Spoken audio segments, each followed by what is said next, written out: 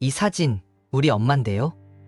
소년의 말에 백만장자 회장은 숨이 멎는 듯 했습니다. 사진 속 여성은 그가 25년을 잊지 못한 여인이었기 때문이었죠. 그의 손끝이 떨리고 가슴은 쿵쾅거리기 시작했습니다. 너희 엄마 이름이 뭐니? 그 물음에 답은 시간을 25년 전으로 되돌려 놓았습니다. 도대체 어떤 일이 생긴 걸까요? 사연 시작 전 구독과 좋아요를 눌러주시고 어디서 듣고 계신지 댓글 남겨주시면 그곳으로 행운이 가득 깃들기를 바라겠습니다. 아저씨, 이거 엄마가 만든 거예요. 이거 하나만 사주세요. 그 말이 들렸을 때 재민은 속초의 해변 앞 카페에서 커피잔을 입술 가까이 대고 있었습니다. 초겨울 바다를 바라보며 잠시 생각에 잠겨있던 그는 천천히 고개를 들었어요. 소년이 서 있었습니다. 11살쯤 되어 보이는 아이였어요. 작은 손에 조개껍질 목걸이 몇 개를 들고 있었는데 그 손끝은 새빨갛게 얼어 있었죠. 낡은 패딩 점퍼의 소매는 해져 있었고 운동화 끝에는 바닷물이 묻은 자국이 선명했습니다. 예쁘죠? 엄마가 직접 만든 거예요. 소년이 한 걸음 다가왔어요. 조개 껍질들이 서로 부딪히며 작게 딸랑거렸습니다. 재민은 잠시 말을 잃었어요. 서울에서 내려온 지 이틀째 뜻밖의 대화 상대가 나타났으니까요. 윤재민 44살 서울의 중견 건설사 대표 지친 일상과 공허함을 달래려 홀로 속초로 휴가를 온 터였습니다. 그의 눈 밑에는 밤샘 회의와 피로가 겹겹이 내려앉아 있었죠. 큰 계약건을 성사시킨 직후였지만 성취감은 이미 사라진 지 오래였습니다. 그리고 지금 한 소년이 건네는 조개 목걸이를 묘한 표정으로 바라보고 있었어요. 목걸이는 정성스럽게 만들어진 것이 분명했습니다. 작은 조개 껍질 하나하나에 구멍을 뚫고 투명한 낚싯줄로 엮어 만든 것이었죠. 소박하지만 따뜻한 손길이 느껴지는 물건이었어요. 얼마야? 재민의 목소리는 낮고 차분했습니다. 평소 회의실에서 쓰던 그 권위적인 목소리와는 달랐어요. 어쩐지 부드러워진 톤이었죠. 5,000원이요. 소년의 눈이 반짝였습니다. 기대가 가득한 그 눈빛을 보자 재민은 왠지 모를 애틋함을 느꼈어요. 그래. 그는 무심히 지갑을 꺼냈습니다. 카페의 따뜻한 조명 아래 지갑이 열리며 그 순간 일이 벌어졌습니다. 한 장의 사진이 바닥으로 떨어진 거예요. 소년이 재빨리 몸을 숙였습니다. 바닷가에서 물건을 팔며 익숙해진 몸놀림이었어요. 아저씨, 이거 떨어졌어요. 소년의 손끝에 들린 건 빛바랜 인화지 한 장이었습니다. 오래되어 모서리가 닳고 색이 바랜 사진이었죠. 지갑이 몇 번이나 바뀌었지만 그 사진만은 25년째 그대로 있었어요. 소년은 그것을 가볍게 집어들었다가 갑자기 눈을 크게 떴어요.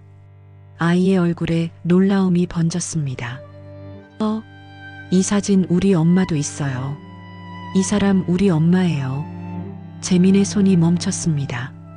10,000원짜리 지폐를 꺼내려던 손가락이 그대로 굳어버렸어요. 뭐라고? 목소리가 떨렸습니다. 평소에 그답지 않게 당황한 기색이 역력했죠. 소년은 웃었어요. 해맑은 웃음이었습니다. 진짜예요. 우리 엄마 어릴 때예요. 이 목도리 지금도 갖고 있어요. 할머니가 짜주신 거라고 했는데 조개 목걸이를 들고 있던 소년의 손이 조금 떨렸습니다. 추위 때문인지 흥분 때문인지 알 수 없었어요. 재민의 시선이 사진 위로 떨어졌습니다. 그 속에는 19살의 재민과 하얀 목도리를 두르고 웃던 소녀가 있었어요. 19살의 그녀는 수줍은 듯 카메라를 바라보고 있었어요. 그 미소, 그 눈빛, 그리고 그 이름, 모든 게 선명하게 되살아났습니다. 너희 엄마 이름이 뭔데? 재민의 목소리는 간신히 나왔습니다. 가슴이 쿵쾅거리기 시작했어요. 설마 하는 마음과 함께 어떤 예감이 온몸을 휩쓸었죠. 서은주요. 공기가 멎었습니다. 바람도, 커피 향도, 파도 소리도 모든 게 멀어졌어요. 시간이 멈춘 것 같았습니다. 서은주. 그 이름이 그의 가슴 깊숙한 곳을 찔렀어요. 25년 전 눈 내리던 밤의 마지막 장면이 한순간에 되살아났습니다. 약속을 지키지 못하고 떠나야 했던 그날, 크리스마스를 이틀 앞두고 한밤중에 도망치듯 서울을 빠져나가야 했던 그 밤이요. 소녀는 그가 멍하니 사진을 바라보는 걸 보며 조심스레 물었습니다. 아저씨, 괜찮아요? 재민은 대답하지 않았어요. 못했다는 게 맞겠죠. 그저 사진을 몇 번이나 천천히 훑어보았죠. 세월의 다른 종이었지만 그 속의 얼굴만은 조금도 변하지 않은 듯 했어요. 19살의 은주는 여전히 그곳에서 미소 짓고 있었습니다. 그의 목에서 낮은 숨이 새어나왔어요. 깊은 한숨이었죠. 은주. 그 이름이 입술 사이로 흘러나오는 순간 눈앞의 풍경이 서서히 흐릿해졌습니다. 커피잔 속 그림자가 흔들리고 파도 소리가 멀리서 아득하게 깔렸어요. 카페의 조명이 번져 보이기 시작했죠. 눈가가 뜨거워졌습니다. 25년 전 그의 겨울, 그의 인생은 그 이름에서 멈췄었어요. 첫사랑이자 마지막 사랑, 약속을 지키지 못하고 떠나야 했던 단 하나의 사람. 그 후로 그는 누구와도 진정한 관계를 맺지 못했습니다. 성공은 했지만 행복하지 않았고 부유해졌지만 마음은 늘 가난했어요. 그리고 지금 다시 그 이름에서 시작되고 있었습니다. 운명은 이렇게 잔인하면서도 신비로운 것이었어요. 1997년 봄 고등학교 3학년이 시작되던 날이었습니다.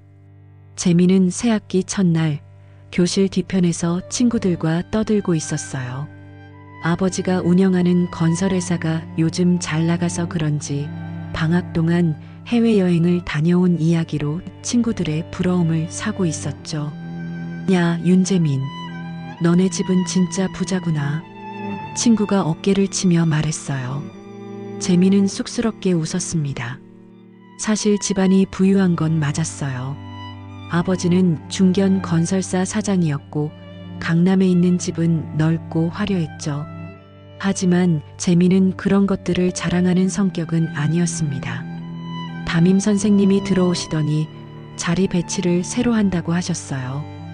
윤재민, 서은주, 너희 둘이 짝꿍이다. 그때 처음 그녀의 이름을 들었습니다. 은주는 창가 자리에 조용히 앉아 있었어요. 긴 머리를 귀 뒤로 넘기며 책을 읽고 있었는데 낡은 교복이 눈에 띄었습니다. 다른 애들은 새 학기를 맞아 새 교복을 맞춰 입었는데 은주의 교복은 소매 끝이 달아 있었고 치마도 뒤치 바랬어요. 재민이 옆자리에 앉자 은주는 살짝 고개를 돌렸습니다. 인사를 하려는 듯 했지만 결국 아무 말도 하지 않고 다시 책으로 시선을 돌렸죠. 가까이서 보니 얼굴이 창백했어요.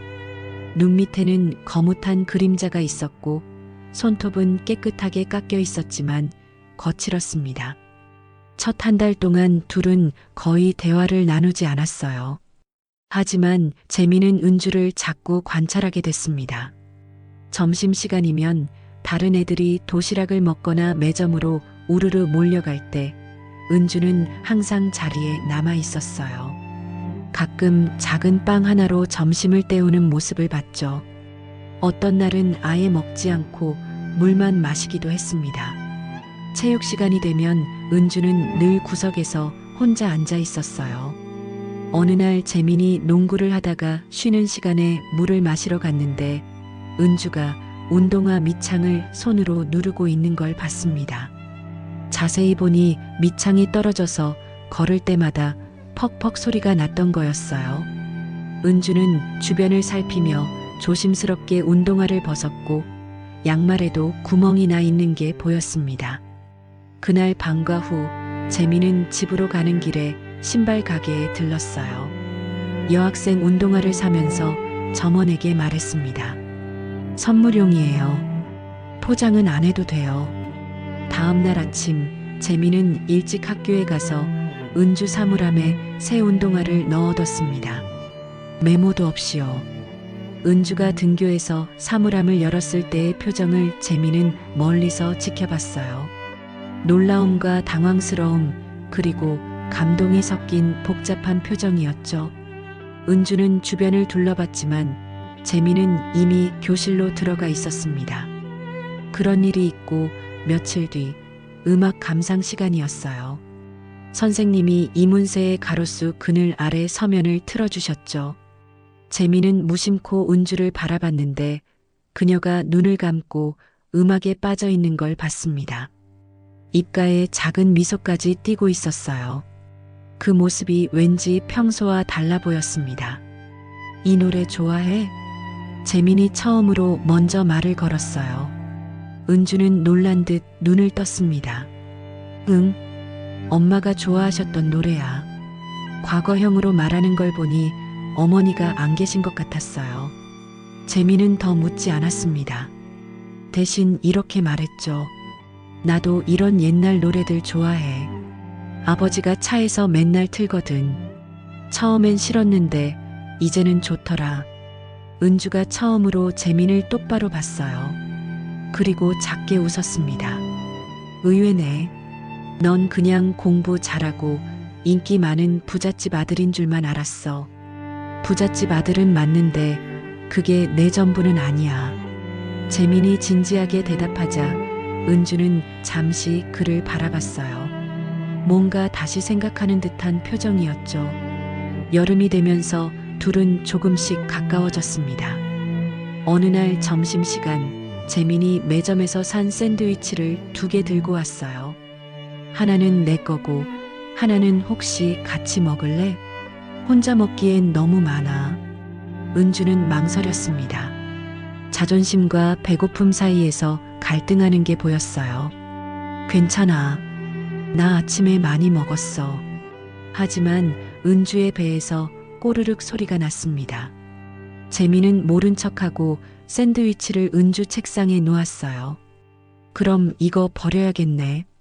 아까워서 어떡하지? 은주는 결국 샌드위치를 집어들었습니다. 작은 입으로 조금씩 먹는 모습이 조심스러웠어요. 그날 이후로 재미는 종종 점심을 2개씩 가져왔고 은주는 처음엔 어색해했지만 점점 자연스럽게 받아들였습니다. 가을이 되자 둘은 도서관에서 함께 공부하기 시작했어요. 은주는 성적이 좋았지만 학원을 다닐 형편이 안 됐습니다. 재미는 자신이 다니는 학원에서 받은 자료들을 은주와 나눴어요. 어느 날 늦은 저녁 도서관에서 공부하던 중 은주가 갑자기 고개를 푹 숙였습니다. 어깨가 가늘게 떨리고 있었어요. 재민이 걱정스럽게 물었죠. 은주야, 왜 그래? 어디 아파?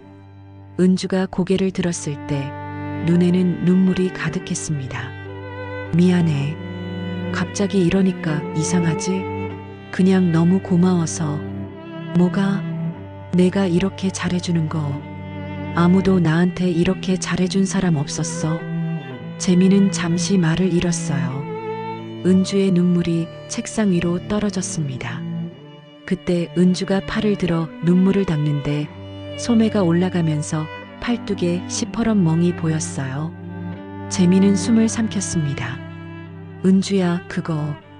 은주는 황급히 소매를 내렸어요. 하지만 이미 늦었죠. 아무것도 아니야. 아무것도 아닌 게 아니잖아. 재민의 목소리가 낮아졌어요. 은주는 고개를 숙였습니다. 한참을 침묵하다가 작은 목소리로 말했어요. 아빠가 술만 드시면 그래. 엄마 돌아가시고 나서 더 심해졌어. 오늘도 학원비 달라고 했다가. 은주는 말을 끝맺지 못했습니다. 재미는 주먹을 꽉 쥐었어요. 화가 치밀어 올랐지만 지금 은주에게 필요한 건 분노가 아니라 위로였죠. 앞으로 늦게까지 공부하면 내가 집까지 데려다 줄게. 그럴 필요 없어. 내 집이랑 반대 방향이잖아. 상관없어. 그냥 내가 하고 싶어서 하는 거야. 그날부터 재미는 은주를 집 근처까지 데려다 주기 시작했어요. 은주네 집은 재민이 사는 강남과는 정반대편인 달동네에 있었습니다. 좁고 가파른 골목을 올라가야 했고 가로등도 제대로 없어서 밤이면 위험했어요. 어느 날 밤 은주네 집 근처에 도착했을 때 집안에서 고함 소리와 함께 무언가 깨지는 소리가 들렸습니다. 은주의 얼굴이 하얗게 질렸어요. 빨리 들어가. 나는 괜찮아. 은주가 재민을 돌려보내려 했지만 재민은 은주의 손을 잡았습니다. 위험하면 우리 집으로 와. 언제든지. 재민아, 약속해. 정말 위험하면 도망쳐. 알았지? 은주는 눈물을 참으며 고개를 끄덕였어요. 재민은 은주가 집으로 들어가는 걸 확인하고도 한참을 그 자리에 서 있었습니다. 집 안에서 들리는 소리가 잦아들 때까지요. 그렇게 가을이 깊어갔고 둘의 마음도 깊어졌습니다. 재민에게 은주는 더 이상 그냥 짝꿍이 아니었어요. 보호해주고 싶고 행복하게 해주고 싶은 소중한 사람이었죠. 은주도 재민을 대하는 태도가 달라졌습니다. 처음의 경계심은 사라지고 편안하고 따뜻한 미소를 보이기 시작했어요. 11월 어느 날 수능이 한 달도 채 남지 않은 시기였습니다. 둘은 학교 옥상에 올라갔어요. 차가운 바람이 불었지만 하늘은 맑았습니다. 은주가 먼저 말을 꺼냈어요. 재민아, 넌 대학 가면 뭐 하고 싶어? 건축학과 가고 싶어? 아버지 회사 물려받는 것도 좋지만 내가 직접 설계한 건물을 짓고 싶어? 재민의 눈이 반짝였어요. 미래를 이야기할 때의 그는 정말 멋져 보였습니다. 넌 뭐 하고 싶어? 재민이 되물었어요. 은주는 하늘을 바라보며 한숨을 쉬었습니다. 나는 그냥 빨리 돈 벌고 싶어. 독립하고 싶고. 대학은? 글쎄, 갈 수 있을지 모르겠어. 성적은 괜찮은데 등록금이. 은주의 목소리가 작아졌어요. 재민은 뭐라고 위로해야 할지 몰랐습니다. 자신에게는 너무나 당연한 것들이 은주에게는 꿈 같은 일이라는 게 마음 아팠어요. 은주야, 장학금도 있고 학자금 대출도 있잖아. 포기하지 마. 응, 알아. 고마워. 은주가 재민을 바라봤어요. 석양빛에 물든 그녀의 얼굴은 어느 때보다 아름다웠습니다. 재민은 그때 확신했어요. 이 사람과 함께하고 싶다고. 평생을. 드디어 수능날이 왔습니다. 시험이 끝나고 교문을 나서는 학생들의 얼굴엔 해방감이 가득했죠. 재민은 은주를 찾았어요. 그녀는 교문 앞 은행나무 아래 서 있었습니다. 다른 학생들과 달리 혼자였어요. 끝났다. 은주가 먼저 말했습니다. 안도감이 섞인 목소리였어요. 응, 드디어 끝났네.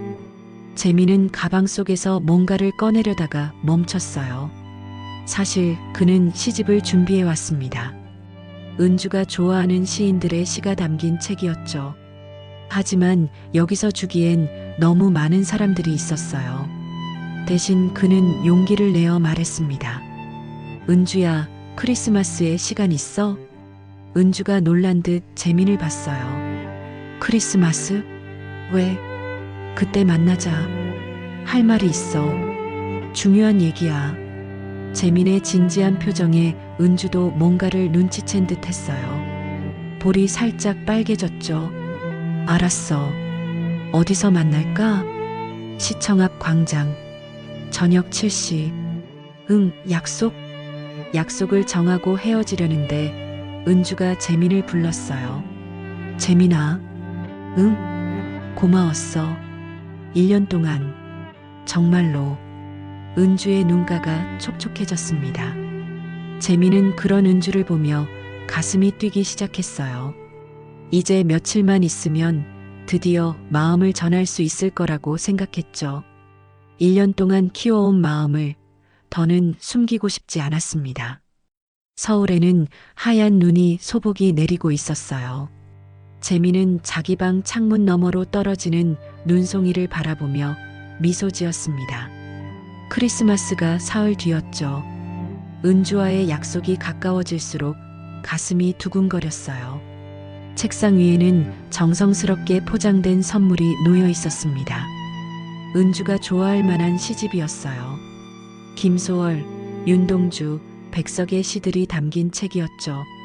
재민은 포장을 다시 한번 확인하고 표지 안쪽에 적은 글귀를 떠올렸습니다. 은주야, 널 만나서 행복했어. 단 한 줄이었지만 그 안에는 1년의 시간이 고스란히 담겨 있었어요. 더 많은 말을 쓰고 싶었지만 나머지는 직접 말하기로 했죠.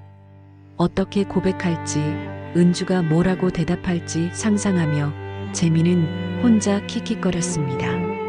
저녁 시간이 되자 1층에서 어머니의 목소리가 들렸어요. 재민아, 저녁 먹어라. 재민은 가벼운 발걸음으로 계단을 내려갔습니다. 식탁에는 평소처럼 푸짐한 저녁이 차려져 있었어요. 하지만 뭔가 이상했습니다. 아버지의 표정이 어두웠고 어머니도 불안한 기색이 역력했죠. 아버지, 무슨 일 있으세요? 재민이 조심스럽게 물었어요. 아버지는 한숨을 쉬며 수저를 내려놓았습니다. 재민아, 아직 너한테 말하고 싶지 않았는데. 아버지의 목소리가 떨렸어요. 평소에 자신감 넘치는 모습은 어디에도 없었습니다. 회사가 어려워졌다. 믿었던 동업자가 회사 돈을 빼돌렸어. 요즘 은행들이 다 돈을 안 빌려줘. IMF 터지고 난 뒤라 다들 돈줄이 막혔대. 재민은 아버지의 말을 제대로 이해하지 못했어요. 아버지의 회사는 탄탄했고 뉴스에서 매일 들리던 IMF라는 단어가 이제 자기 집 얘기가 될 줄은 정말 몰랐거든요. 저녁을 먹는 내내 집안 분위기는 무거웠습니다. 재민은 불안했지만 설마 심각한 일은 아니겠지 하고 생각했어요. 아버지가 늘 위기를 잘 넘기셨으니까요. 크리스마스를 이틀 앞둔 밤이었습니다.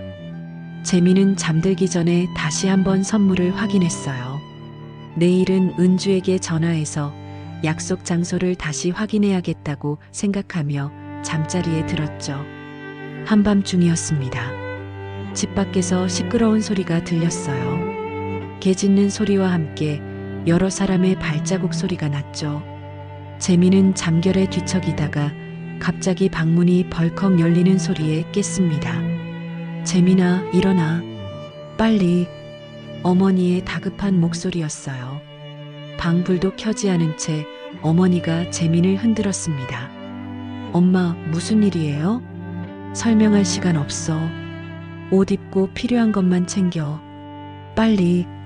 어머니의 얼굴은 눈물로 범벅이었습니다. 복도에서는 낯선 남자들의 목소리가 들렸어요. 이 집 전체가 압류 대상입니다. 아무것도 가져가실 수 없습니다. 재민은 그제야 상황을 파악했어요.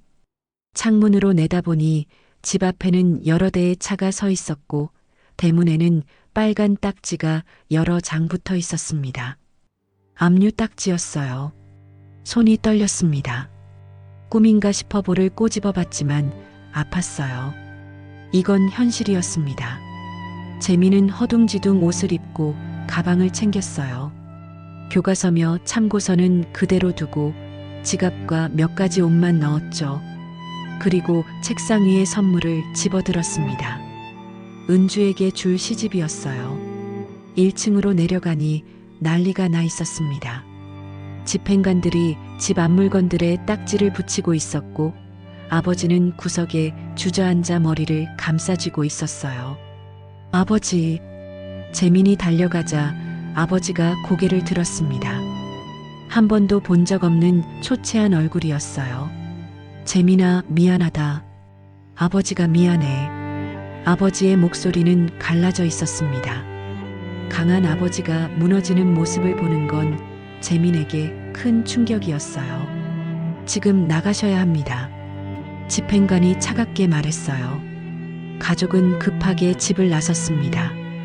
재민이 태어나고 자란 집, 모든 추억이 담긴 그 집을 등지고 나서는 순간 다리에 힘이 풀렸어요. 밖에는 여전히 눈이 내리고 있었습니다. 하얀 눈이 검은 밤을 덮고 있었죠. 평소 같았으면 아름답다고 생각했을 눈이 지금은 차갑기만 했어요. 어디로 가요? 재민이 물었습니다. 아버지는 대답 대신 어머니를 부축했어요. 어머니는 계속 울고 있었죠. 일단 여관으로 가자. 내일 다시 생각해보자. 아버지의 말에 따라 택시를 탔습니다. 재민은 뒤돌아봤어요. 화려했던 그들의 집은 이제 남의 것이 되어 있었습니다. 대문에 붙은 빨간 딱지가 가로등 불빛에 선명하게 보였어요. 택시 안에서 재민은 생각했습니다. 은주에게 연락해야 한다고. 크리스마스 약속을 지킬 수 없게 됐다고 말해야 한다고. 하지만 공중전화를 쓸 동전도 없었고 아버지의 핸드폰은 이미 정지된 상태였어요. 여관은 허름했어요. 삐걱거리는 계단을 올라 좁은 방에 들어갔습니다. 방 안에는 곰팡이 냄새가 났고 벽지는 누렇게 변색되어 있었죠. 불과 몇 시간 전까지 넓고 깨끗한 집에 살았던 게 거짓말 같았습니다. 재민아, 아버지가 재민을 불렀어요. 내일 새벽에 서울을 떠나야 한다. 여기 있으면 채권자들이 찾아올 거야. 어디로 가는데요? 아직 정하지 못했어. 일단 피해 있으면서 재기할 방법을 찾아야지. 재민은 가슴이 철렁했습니다. 서울을 떠난다니. 은주는 어떡하죠? 약속은? 아직 하지 못한 고백은? 아버지, 저 잠깐만이라도 나갔다 올 수 없을까요? 친구한테 연락 좀. 안 돼. 아버지가 단호하게 말했어요. 지금 밖에 나가면 위험해. 채권자들이 우리를 찾고 있어. 특히 너는 더 조심해야 해. 재민은 절망했습니다. 은주에게 한마디도 전하지 못한 채 사라져야 한다는 게 믿기지 않았어요. 가방 속의 시집이 무겁게 느껴졌습니다. 새벽 4시 가족은 다시 짐을 챙겼어요. 아니, 챙길 짐도 없었죠. 그저 몸만 일으켜 여관을 나섰습니다.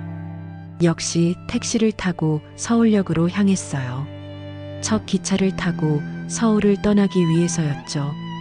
역 대합실에서 기다리는 동안 재민은 공중전화를 보며 안절부절 못했어요.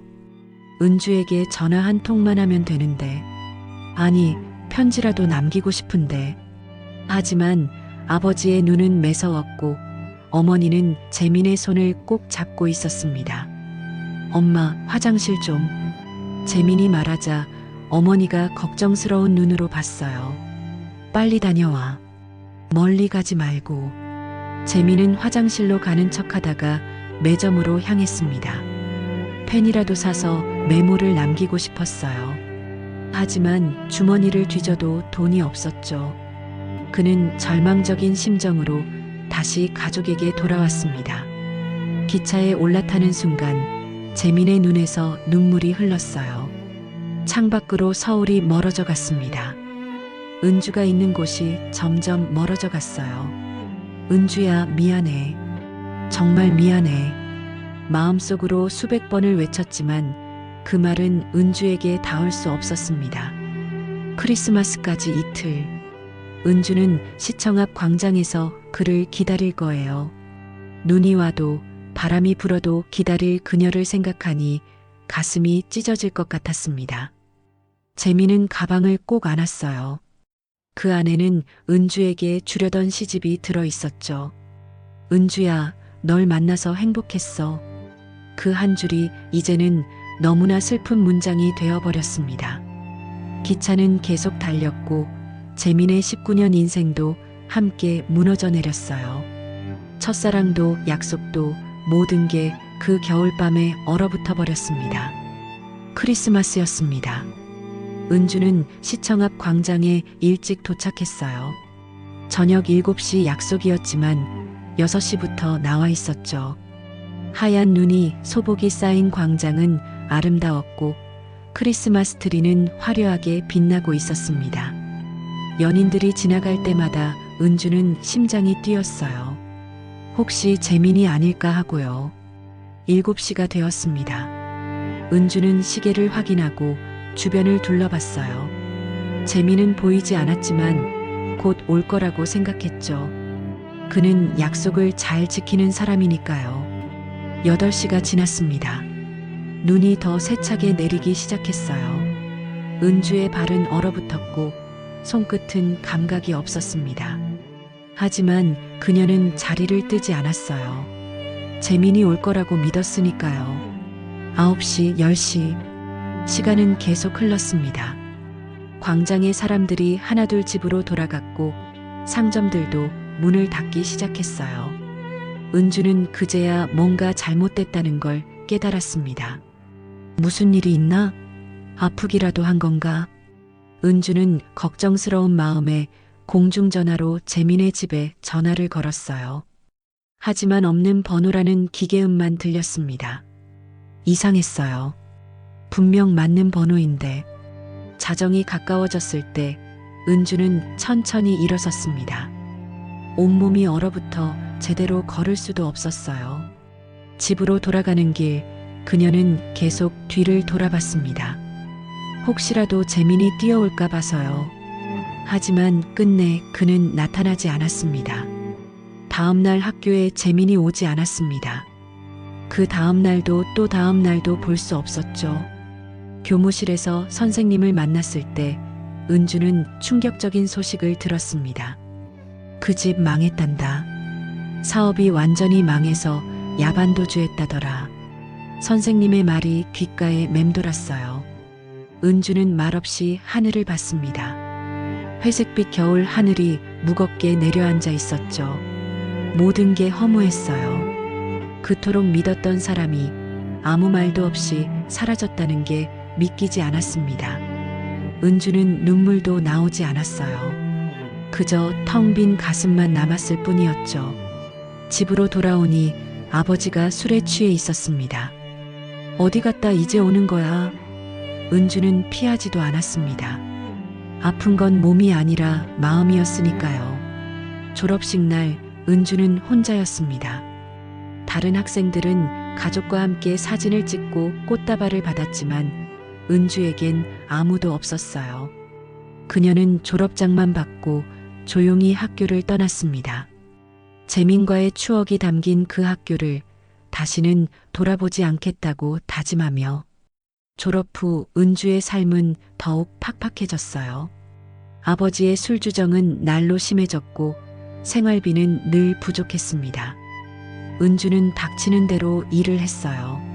새벽에는 신문 배달을, 낮에는 식당에서 설거지를, 저녁에는 편의점 아르바이트를 했죠.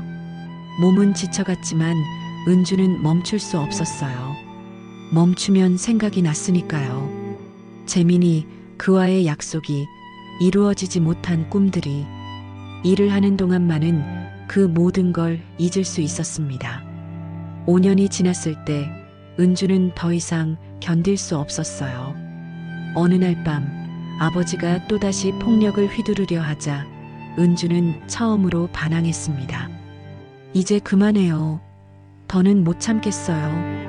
은주의 외침에 아버지는 더 화가 났어요. 그날 밤은 유난히 심했습니다. 은주는 간신히 방으로 도망쳐 문을 잠갔어요. 그리고 결심했죠. 이 집을 떠나야겠다고. 새벽녘 은주는 조용히 짐을 챙겼어요. 옷 몇 벌과 어머니의 사진, 그리고 재민과 찍은 증명사진 한 장. 그게 전부였습니다. 집을 나서면서 은주는 뒤돌아보지 않았어요. 이제 정말로 혼자가 된 거였죠. 갈 곳이 없던 은주는 전에 일하던 식당 사장님을 찾아갔어요. 다행히 사장님은 은주를 받아줬습니다. 숙식 제공하는 조건으로 일할 수 있어. 힘들겠지만 감사합니다. 정말 감사합니다. 은주는 눈물을 흘리며 인사했어요. 드디어 지옥 같은 집에서 벗어났다는 안도감에 온몸에서 힘이 빠졌죠. 식당은 작은 동네 백반집이었어요. 사장 내외와 아들이 운영하는 곳이었죠. 은주는 새벽부터 밤늦게까지 일했습니다. 주방에서 재료 손질하고 홀에서 서빙하고 설거지까지 모든 일을 도맡아 했어요. 사장님은 나쁜 사람이 아니었습니다. 은주를 딸처럼 챙겨주려 했어요. 하지만 아들은 달랐습니다. 30이 넘었는데도 변변한 직업 없이 부모님 식당에서 놀고 먹는 사람이었죠. 은주가 일하는 모습을 보며 이상한 눈빛을 보내곤 했어요. 그렇게 몇 년이 또 지난 어느 날 밤이었습니다. 사장 내외가 경조사로 지방에 내려간 날이었어요. 은주는 혼자 가게를 정리하고 있었습니다. 그때 술에 취한 사장 아들이 들어왔어요. 그날 밤의 일은 은주가 평생 안고 가야 할 깊은 상처로 남았습니다. 다음 날 은주는 아무 말도 하지 못했어요. 사장님께 말하면 쫓겨날 게 뻔했고 경찰에 신고해도 누가 믿어줄까 싶었습니다. 그저 없던 일처럼 아무 일도 없었던 것처럼 행동했어요. 하지만 한 달이 지나면서 은주는 이상한 증상을 느꼈고 이내 임신 사실을 깨닫게 됐어요. 30대 초반 아직 준비되지 않은 인생이 찾아온 것이었어요. 병원에 가는 것도 누군가에게 말하는 것도 두려웠습니다. 은주는 매일 밤 울면서 고민했어요. 이 아이를 어떻게 해야 할지. 지울 수도 없고 키울 수도 없는 상황이었죠. 그러던 어느 날 은주는 거울에 비친 자신을 봤습니다. 초췌하고 절망에 빠진 얼굴이었어요. 그 순간 어머니의 목소리가 들리는 것 같았습니다. 은주야, 어떤 일이 있어도 포기하면 안 돼. 은주는 배에 손을 올렸어요. 아직은 아무것도 느껴지지 않았지만 그 안에 생명이 있다는 게 실감났습니다. 이 아이는 잘못이 없었어요. 그저 잘못된 시간, 잘못된 상황으로 온 것뿐이었죠. 이 아이가 내 잘못이 아니듯 나도 내 잘못이 아니야. 은주는 눈물을 닦았습니다. 그리고 결심했어요. 이 아이를 지키겠다고. 비록 힘들고 외로운 길이겠지만 혼자서라도 해내겠다고. 은주는 이미 엄마가 되어가고 있었습니다. 은주는 새벽 첫 버스를 탔습니다. 서울을 떠나는 버스였어요. 식당에서 도망치듯 나온 지 한 달이 지났고 배는 조금씩 불러오고 있었죠. 가진 돈은 얼마 되지 않았지만 더는 서울에 있을 수 없었어요. 아는 사람 하나 없는 곳으로 멀리 가야만 했습니다. 버스는 동해를 향해 달렸어요. 창밖으로 산과 들이 스쳐 지나갔죠. 은주는 창가에 머리를 기대고 눈을 감았습니다. 뱃속의 아이에게 속으로 말했어요. 미안해, 아가야. 이런 엄마 밑에 태어나게 해서. 하지만 내가 꼭 지켜줄게. 속초에 도착했을 때는 저녁이었습니다. 차가운 바닷바람이 얼굴을 스쳤어요. 은주는 무거운 몸을 이끌고 싼 여관을 찾아다녔죠. 해변가 끝자락 낡고 허름한 월세방을 구했습니다. 보증금도 거의 없는 곳이었지만 은주에겐 그마저도 감사했어요.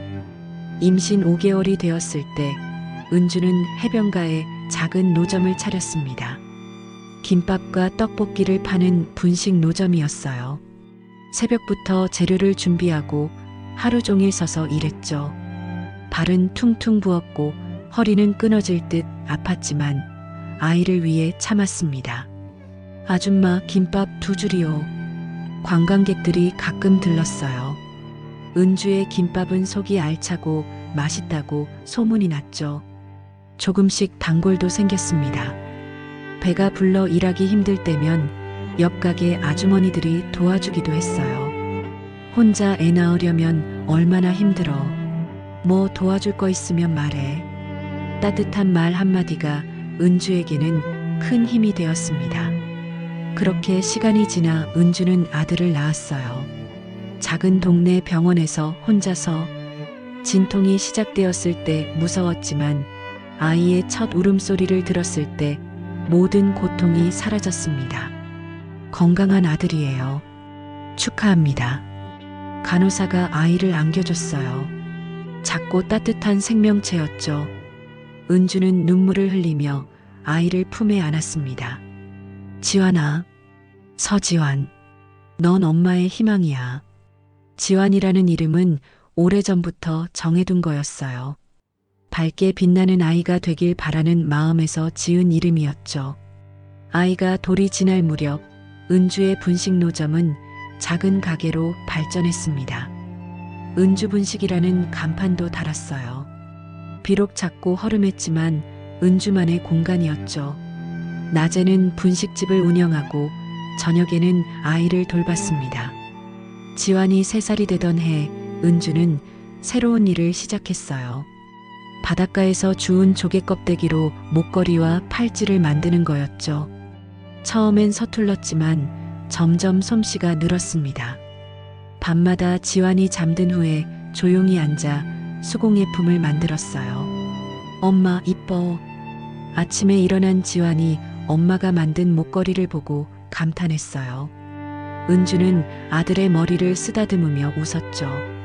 우리 지환이가 좋아하니까 엄마가 더 열심히 만들어야겠네. 분식집 한쪽에 작은 진열대를 만들어 수공예품을 전시했습니다. 관광객들이 신기해하며 구경했고 가끔 사가는 사람도 있었어요. 큰 돈은 아니었지만 지환의 장난감 값이라도 벌 수 있어 다행이었죠. 시간은 빠르게 흘렀습니다. 지환이 5살이 되었을 때 은주는 아이의 변화를 느꼈어요. 엄마를 도와주고 싶어하는 마음이 커진 거였죠. 엄마, 나도 김밥 싸는 거 도와줄게. 작은 손으로 김을 펴려는 지환을 보며 은주는 웃음이 났어요. 우리 지환이는 아직 어려서 위험해. 대신 엄마가 당근 써는 거 구경할래? 응. 지환은 엄마 옆에 앉아 졸린 눈을 비비며 구경했어요. 가끔 졸다가도 엄마가 일하는 모습을 놓치지 않으려 애썼죠. 7살이 되자 지환은 정말로 엄마를 돕기 시작했어요. 작은 일부터 하나씩 수저를 놓고 물컵을 나르고 손님들에게 인사하는 것까지. 안녕하세요. 맛있게 드세요. 지환의 밝은 인사에 손님들은 미소 지었어요. 아이의 순수함이 분식집 분위기를 더욱 따뜻하게 만들었죠. 지환은 무럭무럭 자랐습니다. 학교에서 돌아오면 곧장 가게로 와서 숙제를 했어요. 은주는 일하면서도 틈틈이 아들의 공부를 봐줬죠. 엄마, 이 문제 모르겠어. 어디 보자. 이건 이렇게 푸는 거야. 모자의 정다운 모습을 보며 단골 손님들은 흐뭇해했습니다. 10살이 된 지환은 어느새 듬직한 아들이 되어 있었어요. 키도 부쩍 크고 생각도 깊어졌죠. 어느 날 저녁 지환이 은주에게 물었습니다. 엄마, 근데 우리 아빠는 어디 있어? 은주는 잠시 손을 멈췄어요. 언젠가 올 질문이었지만 막상 듣니 가슴이 아팠죠. 지환아, 아빠는 하늘나라에 있어. 우리 지환이가 태어나기 전에 가셨어. 거짓말이었지만 진실보다는 나은 거짓말이었어요. 지환은 고개를 끄덕였습니다. 그럼 나는 엄마 더 잘 도와드려야겠다. 내가 든든한 아들이 될게.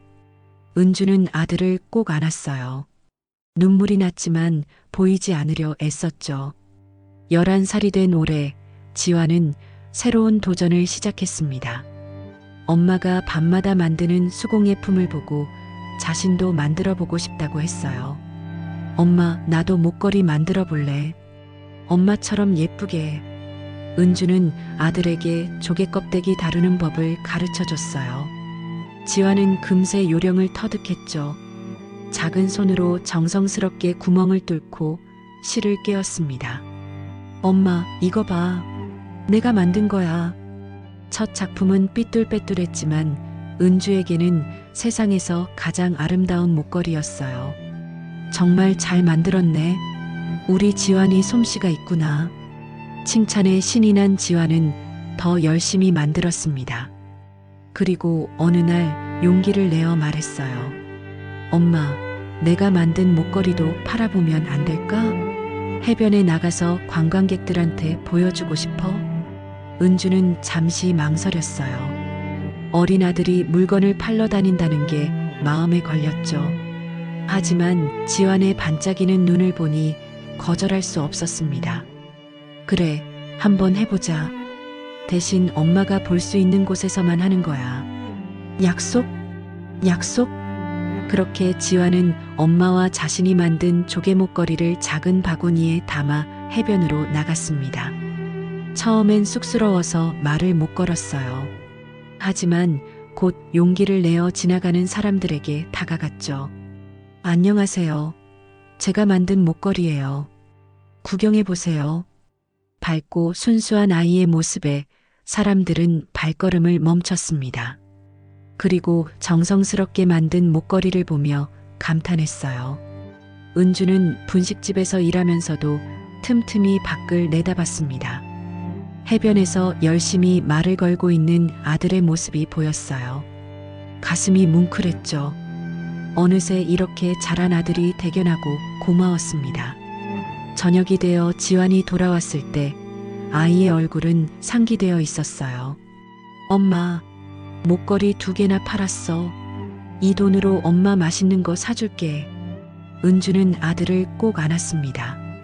돈이 중요한 게 아니었어요. 아들이 스스로 무언가를 해냈다는 것, 그리고 그 첫 번째 생각이 엄마를 위한 것이었다는 게 감동적이었죠. 그렇게 지환은 해변에서 사람들에게 말을 걸기 시작했습니다. 엄마와 자신이 만든 목걸이를 들고 하나씩 하나씩 세상과 소통하기 시작했어요. 한편 재민과 아버지, 어머니는 새로운 삶을 시작했어요. 대구의 작은 원룸이었습니다. 곰팡이 냄새가 나는 지하방이었죠. 서울의 대저택에서 지하 단칸방으로. 그 격차는 너무나 컸지만 살아남기 위해선 견뎌야 했어요. 재민아, 오늘부터 아버지랑 같이 일하러 가자. 아버지의 목소리는 쉰 듯 갈라져 있었어요. 며칠 사이에 10년은 늙은 것 같았죠. 재민은 고개를 끄덕였습니다. 19살 대학 진학을 꿈꾸던 나이에 막노동을 시작해야 했어요. 첫날 건설 현장에 갔을 때의 충격은 잊을 수 없었습니다. 시멘트 먼지가 자욱했고 거친 욕설이 오갔어요. 아버지는 예전의 사장님이 아닌 일용직 인부가 되어 있었죠. 한때 수많은 건설 프로젝트를 지휘하던 그 위엄은 온데간데 없었습니다. 아, 거기 신참들, 빨리 와서 벽돌 나르라고. 현장 십장의 고함에 재민과 아버지는 묵묵히 벽돌을 날랐어요. 재민의 손은 금세 까졌고 피가 났습니다. 하지만 아버지를 보니 불평할 수 없었어요. 아버지의 손은 이미 상처투성이었으니까요. 저녁이 되어 일당을 받았습니다. 5만 원. 하루 종일 죽도록 일하고 받은 돈이었어요. 아버지는 그 돈을 꼭 쥐고 말했죠. 이게 시작이다. 우리 다시 일어설 거야. 집으로 돌아오는 길, 재민은 아버지의 굽은 등을 봤습니다. 한때 꼿꼿했던 아버지가 이렇게 작아 보일 수가 없었어요. 그날 밤 재민은 결심했습니다. 무슨 일이 있어도 아버지를 다시 일으켜 세우겠다고. 1년이 지났을 때 재민은 현장 일에 익숙해졌어요. 동시에 야간 학교에 다니며 건축을 공부했죠. 낮에는 막노동, 밤에는 공부. 하루 4시간도 못 자는 날이 대부분이었습니다. 재민아, 너무 무리하지 마. 어머니가 걱정스럽게 말했지만 재민은 멈출 수 없었어요. 시간이 아까웠으니까요. 3년째 되던 해 아버지가 작은 기회를 잡았습니다. 아는 사람의 소개로 소규모 인테리어 공사를 맡게 된 거예요. 비록 작은 일이었지만 다시 시작하는 첫걸음이었죠. 재민아, 내가 설계를 해봐라. 공부한 걸 써먹을 때야. 아버지의 말에 재민은 밤새 도면을 그렸어요. 처음 하는 실무였지만 혼신의 힘을 다했습니다. 다행히 공사는 성공적이었고 의뢰인도 만족했어요. 그 일을 계기로 조금씩 일거리가 늘어났습니다. 재민과 아버지는 둘이서 작은 사무실을 얻었어요. 윤스건설이라는 간판도 달았죠. 비록 컨테이너 박스를 개조한 사무실이었지만 그들에겐 희망의 공간이었습니다. 시간이 지나면서 회사는 조금씩 성장했어요. 재민은 낮에는 현장을 뛰고 밤에는 설계를 했습니다. 하루 16시간 이상을 일했지만 지치지 않았어요. 아버지와 함께 다시 일어선다는 목표가 있었으니까요. 아들아, 내가 있어서 아버지가 버틸 수 있었단다. 어느 날 밤 아버지가 말했어요. 도면을 보다가 잠시 쉬는 시간이었죠. 아버지야말로요. 아버지가 포기하지 않으셨잖아요. 재민이 대답하자 아버지는 쓸쓸하게 웃었습니다. 사실 처음엔 죽고 싶었다. 모든 걸 잃고 가족들까지 고생시키니까. 하지만 너와 엄마를 보니 포기할 수 없더구나.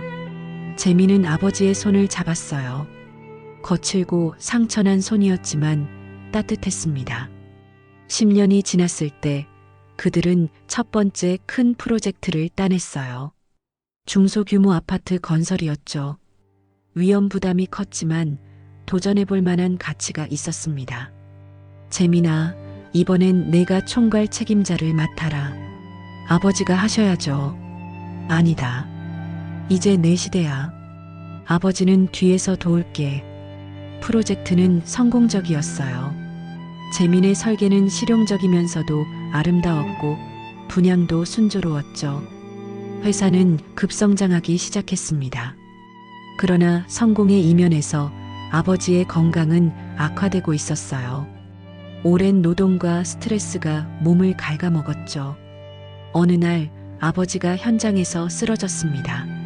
아버지, 병원에서 의사는 심각한 표정으로 말했어요. 과로가 누적되어 심장에 무리가 왔습니다.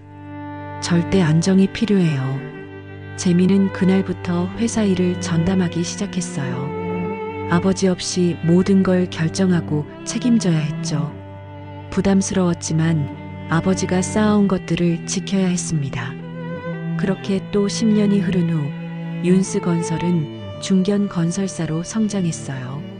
재민의 경영 능력과 설계 실력이 인정받은 결과였죠. 회사는 서울로 다시 본사를 옮겼고 직원도 100명이 넘었습니다. 어느 봄날 아버지가 재민을 불렀어요. 병원에서 요양 중이던 아버지는 많이 여위어 있었지만 눈빛은 맑았죠. 재민아, 이리 와 앉아라. 재민이 침대 옆에 앉자 아버지는 서랍에서 서류를 꺼냈어요. 회사 대표이사 변경 서류였죠. 이제 내가 이 회사를 맡아라. 아버지, 아직 일찍. 아니다. 때가 됐어. 넌 이미 준비가 되어 있다. 아버지는 잠시 천장을 바라봤어요. 무언가를 회상하는 듯 했죠. 재민아, 건물은 단순한 구조물이 아니야. 사람들이 살아가는 공간이지. 내가 만든 건물이라면 그 안에 사는 사람들의 마음도 따뜻해질 거야. 아버지의 목소리에는 진심이 담겨 있었어요. 돈만 쫓지 마라. 사람을 먼저 생각해라. 우리가 한때 모든 걸 잃었지만 다시 일어설 수 있었던 건 사람들의 도움 때문이었어. 그걸 잊지 마라. 재민은 고개를 깊이 숙였습니다. 목이 메어 말이 나오지 않았어요. 그날 재민은 처음으로 아버지의 손을 꼭 잡았습니다. 한때는 건설 현장에서 함께 벽돌을 나르던 손, 이제는 주름지고 야윈 손이었지만 그 어느 때보다 따뜻했어요. 감사합니다, 아버지. 아버지 덕분에 여기까지 왔어요. 아니다. 우리가 함께 해낸 거야. 서류에 도장을 찍으면서 재민은 생각했어요. 이제 진짜 새로운 시작이라고. 아버지가 다시 세운 회사를 이제는 자신이 더 크게 키워나갈 차례라고. 병실을 나오면서 재미는 하늘을 올려다봤습니다. 구름 한 점 없는 맑은 하늘이었어요. 마치 아버지와 함께 견뎌온 긴 겨울이 끝나고 봄이 온 것 같았죠. 회사 대표가 된 후 재미는 더욱 바빠졌습니다. 새벽 6시에 출근해서 밤 10시가 넘어야 퇴근하는 날이 대부분이었어요. 큰 프로젝트들이 연이어 들어왔고 직원들의 생계를 책임져야 한다는 부담감도 컸죠. 그날도 마찬가지였습니다. 대규모 주상복합 건설 계약을 성사시킨 직후였어요. 회의실에서 직원들이 박수를 치며 축하했지만 재미는 이상하게 공허했습니다. 성공의 순간마다 찾아오는 그 허무함이 또다시 밀려왔어요. 대표님, 축하드립니다. 수고하셨습니다. 모두들. 재미는 억지로 미소를 지으며 자리에서 일어났어요. 사무실로 돌아와 창밖을 내다봤습니다. 서울의 야경이 화려하게 빛나고 있었지만 마음은 차가웠어요. 이게 내가 원했던 삶인가? 문득 그런 생각이 들었습니다. 돈도 많이 벌었고 명예도 얻었지만 진정한 행복은 없었어요. 매일 똑같은 일상의 반복. 집에 가도 혼자, 아침에 일어나도 혼자. 44년의 삶에서 놓친 것이 너무 많았죠. 재미는 지갑을 꺼내 늘 같은 자리에 있던 사진 하나를 꺼내 보았습니다. 그리움이 가득했죠. 그리곤 다시 제자리에 넣었어요. 재미는 비서를 불렀습니다. 김 비서, 이번 주말에 일정 있나? 아니요, 대표님. 주말은 비어 있습니다. 그럼 주말 동안 연락하지 마. 핸드폰도 꺼놓을 테니까. 비서는 놀란 표정이었어요. 재민이 휴가를 가는 건 거의 없는 일이었으니까요. 그렇게 재민은 속초로 향했습니다. 특별한 이유는 없었어요. 그저 바다가 보고 싶었고 복잡한 서울을 벗어나고 싶었을 뿐이었죠. 어릴 때 가족과 함께 갔던 기억이 어렴풋이 남아있는 곳, 속초.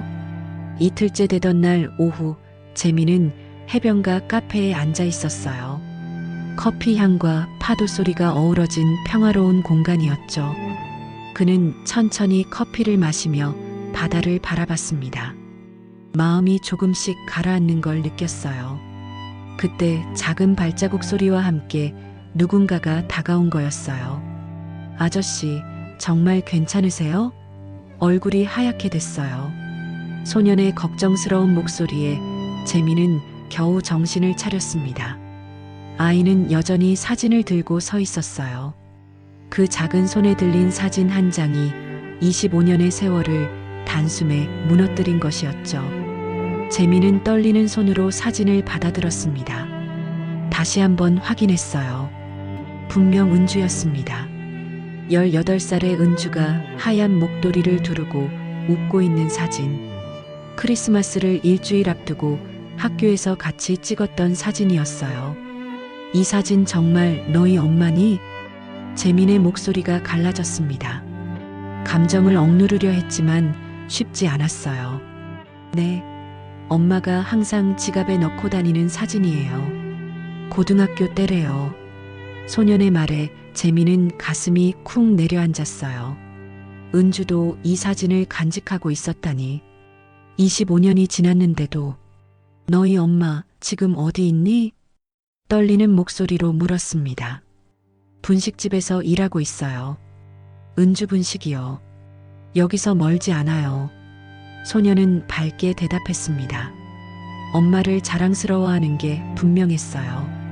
엄마가 만드는 떡볶이가 정말 맛있어요. 김밥도요. 사람들이 많이 찾아와요. 재미는 지갑에서 10,000원짜리를 꺼냈습니다. 손이 여전히 떨렸지만 애써 평정을 유지하려 했어요. 거스름돈은 됐어.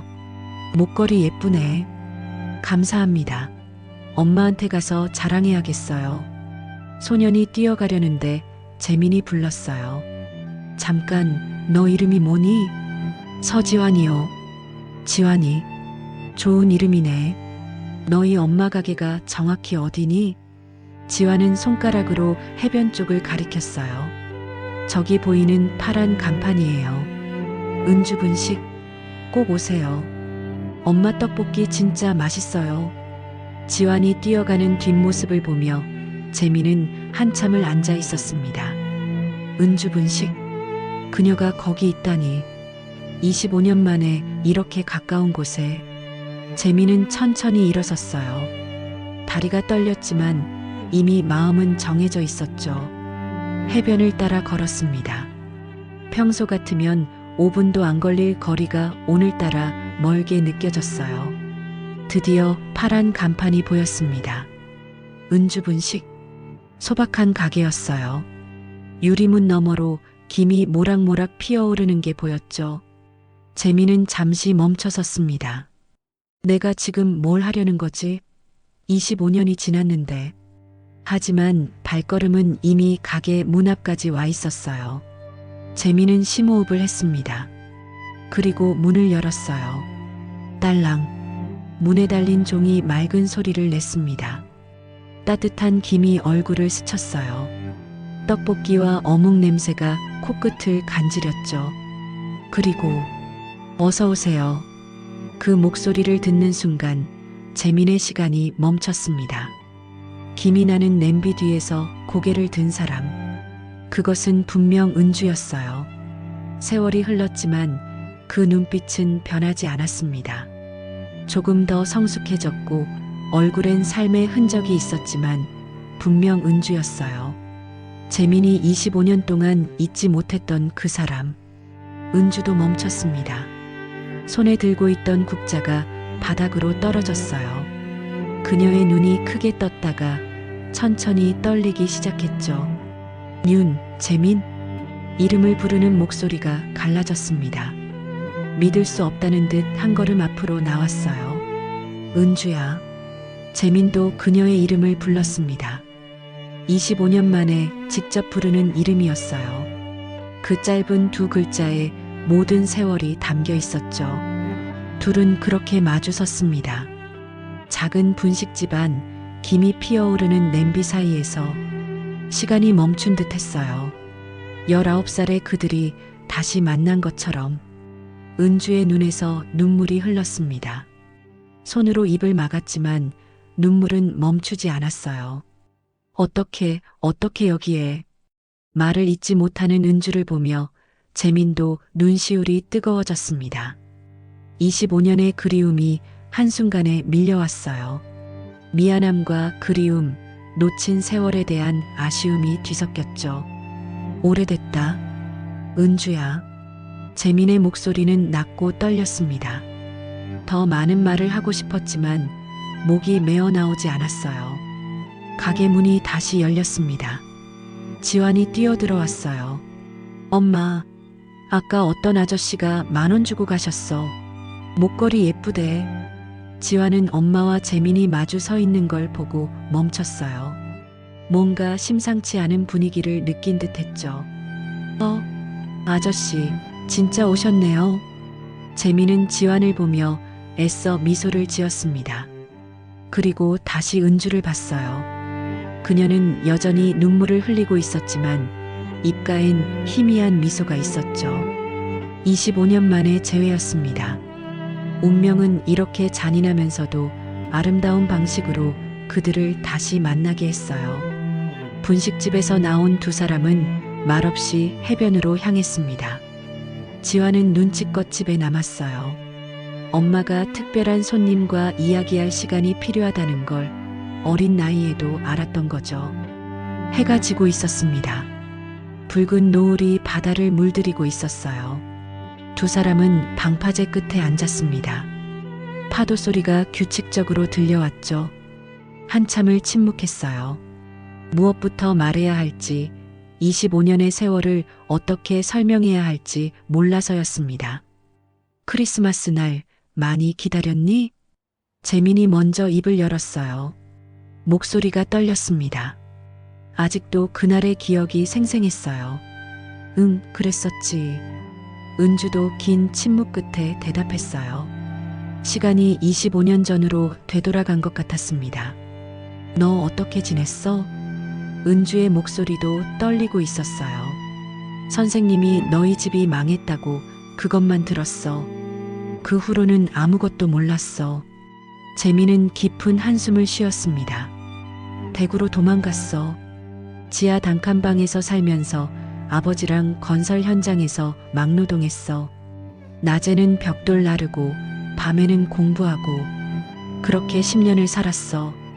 은주는 놀란 눈으로 재민을 봤어요. 너가 막노동을? 응. 처음엔 죽을 것 같았어. 하지만 아버지 보니까 할 수밖에 없었어. 그러고 나서 또 다시 회사 세우는데 10년이 더 걸렸어. 이제야 좀 안정됐고 은주의 눈에 눈물이 고였습니다. 미안해. 난 너를 오해했어. 그냥 잘 살면서 날 잊은 줄 알았어. 너를 잊은 적은 단 하루도 없었어. 재민의 고백에 은주는 고개를 숙였어요. 눈물이 뚝뚝 떨어졌습니다. 나도 그랬어. 매일 내 생각했어. 연락을 할 수는 없었던 걸까 하고. 다 내 잘못이야. 연락이라도 했어야 했는데. 재민이 은주의 손을 잡으려 하자 은주가 물었어요. 결혼은 안 했어? 못했어. 아니, 안 했어. 은주가 놀란 듯 재민을 봤어요. 그리고는 눈물이 흘러내리며 떨리는 목소리로 말했어요. 나도 혼자야. 지환이 아빠는. 은주가 잠시 숨을 고르더니 이어서 말했어요. 사실 원했던 아이가 아니었어. 11년 전에 일하던 식당에서 끔찍한 일을 당했어. 경찰에 신고도 못했어.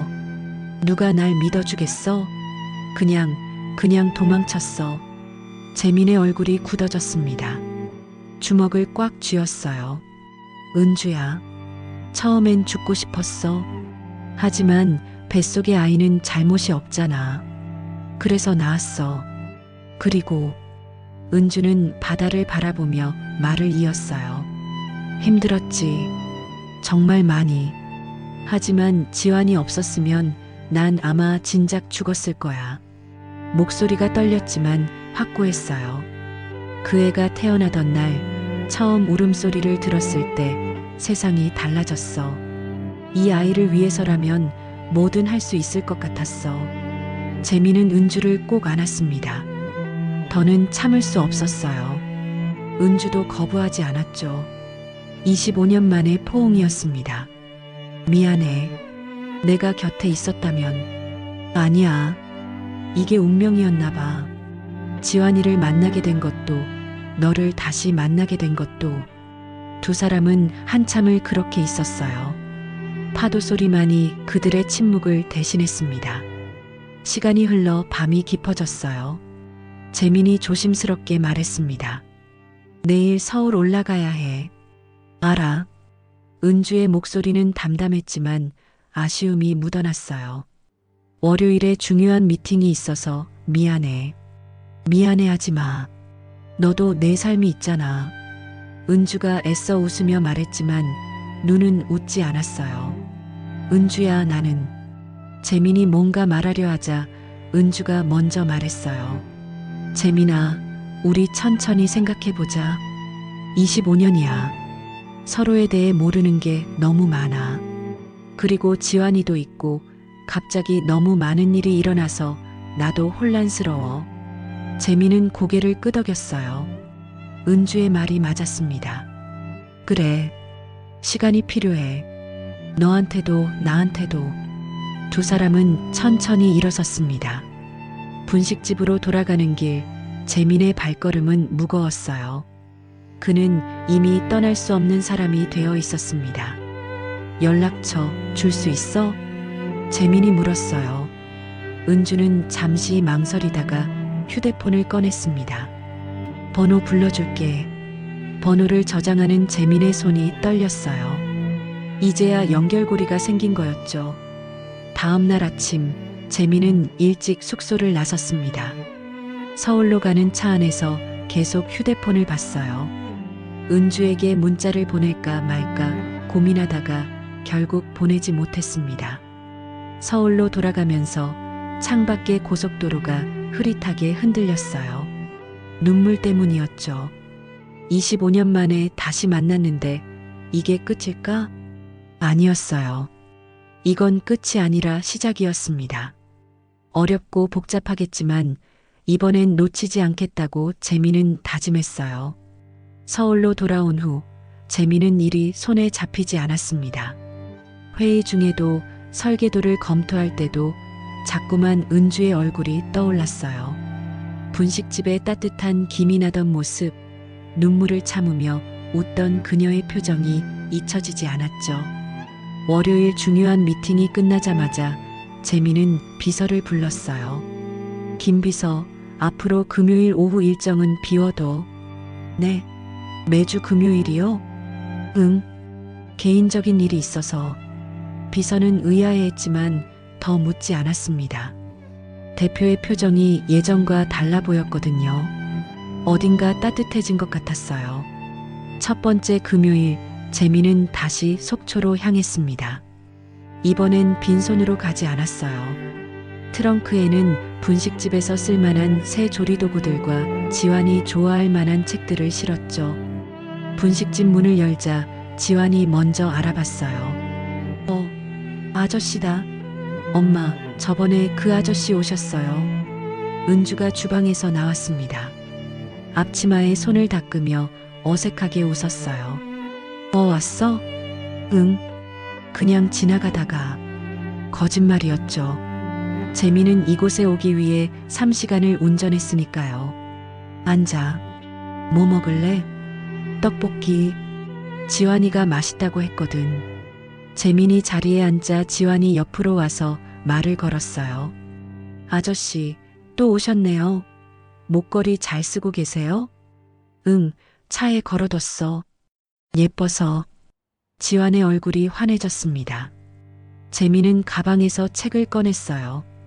이거 넣어주려고 가져왔어. 건축 관련 그림책인데 재밌을 거야. 우와, 감사합니다. 지환이 책을 받아들고 좋아하는 모습을 보며 은주도 미소 지었어요. 점심시간이 지나고 손님이 뜸해지자 재미는 앞치마를 두르고 설거지를 도왔습니다. 은주는 말렸지만 재미는 막무가내였어요. 내가 하고 싶어서 하는 거야. 가만 있어. 넌 그런 거 할 사람이 아니잖아. 10년 동안 공사장에서 일했는데 설거지가 뭐가 어려워? 재민의 말에 은주는 더 이상 말릴 수 없었어요. 두 사람이 나란히 서서 일하는 모습을 본 지환이 말했죠. 엄마, 아저씨랑 같이 일하니까 좋아 보여요. 은주의 얼굴이 빨개졌습니다. 해가 질 무렵 재민은 지환과 함께 바다로 나갔어요. 모래사장을 걸으며 지환이 물었습니다. 아저씨는 뭐 하는 사람이에요? 집 짓는 사람이야. 집이요? 응. 설계도를 잘 그려야 좋은 집이 지어지거든. 튼튼하고 따뜻한 집. 지환은 잠시 생각하더니 말했어요. 엄마랑 나도 설계 잘했나 봐요. 우리 집 아직 안 무너졌어요. 그 말에 재미는 웃었습니다. 하지만 웃음 뒤에는 짠한 마음이 있었어요. 11살 아이가 하기엔 너무 어른스러운 말이었으니까요. 분식집으로 돌아왔을 때 은주는 문 앞에 서서 그들을 기다리고 있었어요. 석양빛에 물든 그녀의 모습을 보며 재미는 숨이 멎는 것 같았습니다. 19살의 은주가 아니라 44살의 은주였지만 여전히 아름다웠어요. 재민아, 은주가 조심스럽게 불렀어요. 서울까지 운전하기 힘들 텐데 저녁 먹고 가. 처음으로 은주가 먼저 제안한 거였죠. 재미는 기쁜 마음을 숨기며 고개를 끄덕였어요. 저녁은 소박했습니다. 은주가 만든 김치찌개와 계란말이, 그리고 갓 지은 밥. 하지만 재민에게는 그 어떤 고급 레스토랑보다 맛있었어요. 아저씨, 자주 오세요. 식사를 마치고 지환이 말했어요. 엄마가 아저씨 올 때마다 기분 좋아 보여요.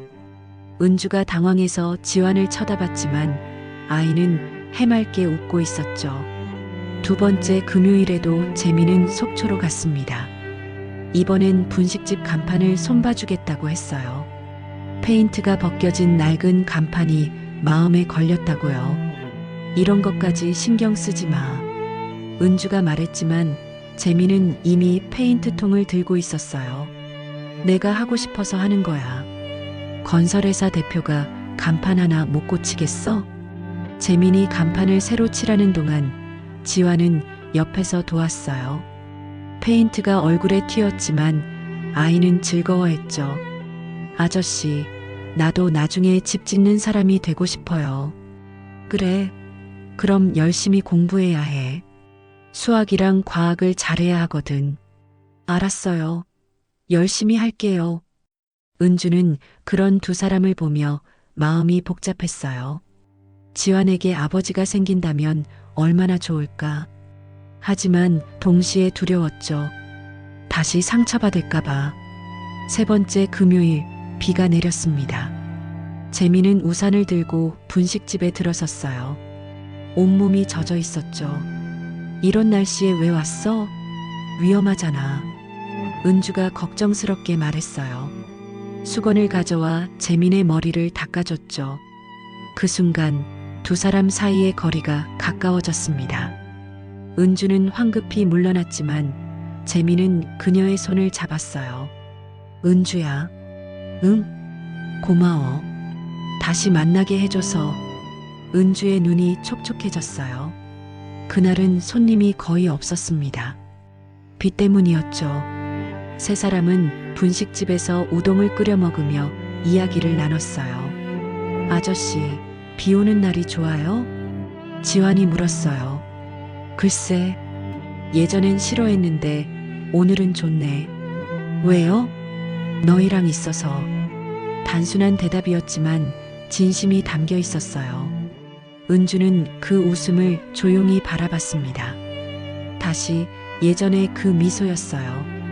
19살 때 보여주던 그 따뜻한 미소.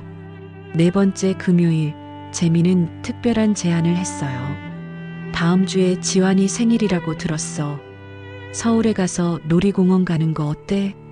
지환의 눈이 반짝였어요. 진짜요? 가도 돼요? 하지만 은주는 망설였습니다. 그건 너무 부담스러워. 부담 갖지 마.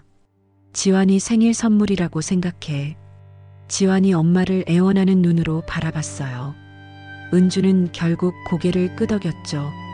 그렇게 매주 금요일이 특별한 날이 되어갔습니다. 재민이 오는 날이면 은주는 아침부터 분주했고 지환은 학교에서도 들떠 있었어요. 세 사람 사이에 조금씩 정이 쌓여갔죠. 어느 날 저녁 지환이 잠든 후 은주가 말했어요. 재민아, 너 정말 괜찮아? 매주 이렇게 오는 거 괜찮아. 아니, 사실 이게 일주일 중 가장 행복한 시간이야. 은주는 놀란 듯 재민을 봤어요. 회사는? 일은? 일만 하다가 인생 끝나면 뭐해? 이제야 살 것 같아. 재민의 진지한 대답에 은주는 할 말을 잃었어요. 25년 만에 다시 만난 이 남자는 여전히 따뜻했습니다. 아니, 더 깊어졌어요. 고마워, 재민아. 뭘? 그냥 다 고마워.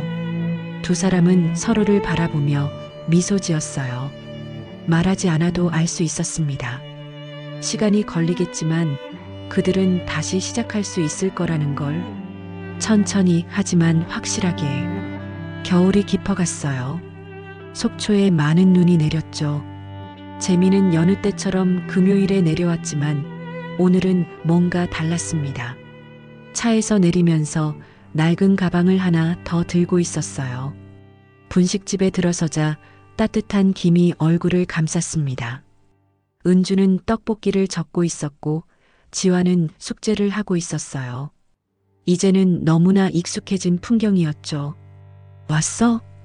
은주의 인사도 자연스러워졌습니다.